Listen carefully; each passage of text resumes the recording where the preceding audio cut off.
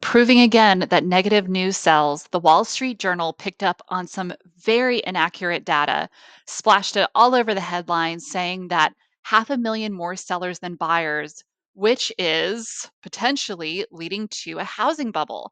So, why is this headline completely wrong? Let me share some numbers with you. Where the Wall Street Journal was getting this number from was Chen Zhao, Redfin's head of economic research. Chen came out saying that there are 1.9 million active listings in the market, but only 1.5 million buyers. So, first of all, let's just talk about 1.5 million buyers. There is no registry out there that registers how many buyers are in the market. This is a guesswork. This is not accurate buyer data.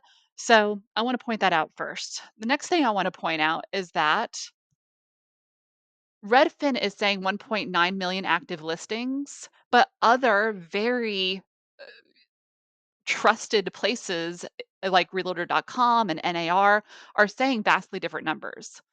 So, realtor.com is claiming that there is a million less active listings at Redfin.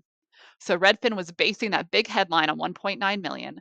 But when we also look at NAR says that our total inventory right now is around 1.45 million. So that's close to what Redfin's saying, right? Like maybe 500,000 off, but that's not right.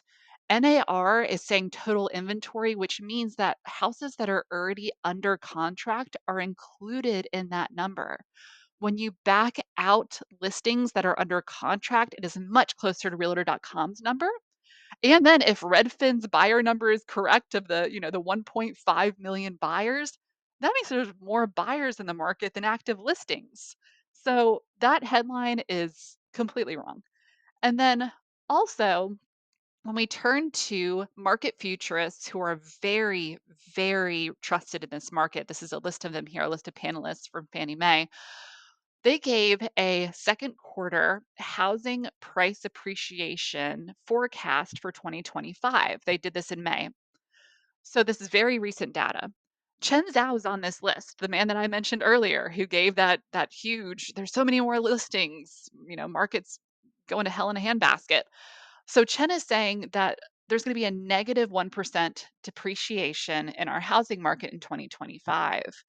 Well, first of all, if that's true, if my stock went down by 1%, I wouldn't even notice, right? Like that's such a small amount of depreciation. And I also want you to notice that a majority of the market futurists on this list, with the exception of two, are showing appreciation. In 2025, across this list, the average appreciation that they're stating is 3.4%. In 2026, 3%. And over a 5-year cumulative, a 19% appreciation average across all of these futurists. This is still a very strong thing to put your money in with real estate, right? This is a safe place still. And also, 3% is a very balanced market number for appreciation. When you do a financial plan, you usually use around a 3% of appreciation for real estate over a 10-year average. And so this is a balanced market number. Please don't listen to headlines. If you want to talk to me more about why this is still a great investment and how to get your foot and toes into real estate, not even your toes, but your whole foot, I would be love to talk to you. So give me a call, shoot me an email, or send me a DM here, and I will hopefully talk to you soon.